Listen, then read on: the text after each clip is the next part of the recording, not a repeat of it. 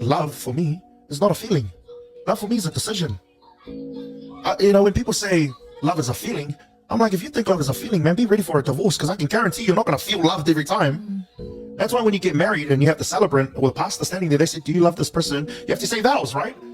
They say, do you love this person for sickness, for health, for rich, for poor? Well, you know what they're basically saying? When your feelings change, are you going to still stay with this man? You're going to still stay with this woman. That's basically in a nutshell. So when people say love is a feeling, I'm saying, no, it's a decision. You have to keep choosing to love someone. Bob Marley said it best. He goes, everybody in life will hurt you, but you have to choose the ones that are worth suffering for. So love is about choosing the ones who are worth suffering for. So I know that I will suffer in general with anyone, but who are the ones that I'm willing to suffer forever for? I'm willing to suffer for my mum forever. I'm willing to suffer for my girlfriend forever. I'm willing to suffer for my usos forever. I'm willing to suffer for my siblings forever.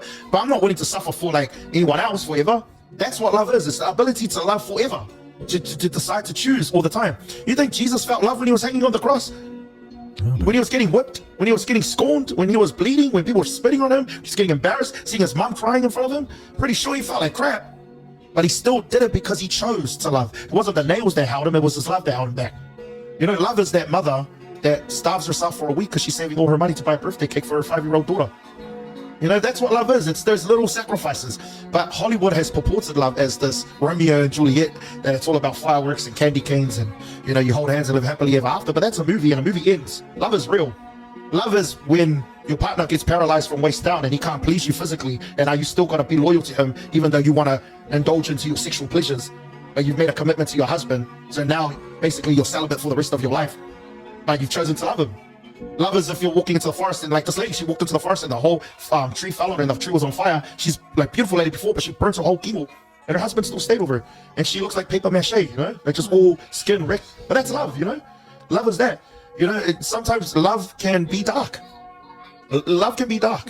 Love is, you two holding hands while the Titanic is about to die. That actually happened in the Titanic. There's a scene in the Titanic, and this is actually from true events, where the husband, the men had to stay behind and the woman had to go, right? But the woman didn't want to leave her man.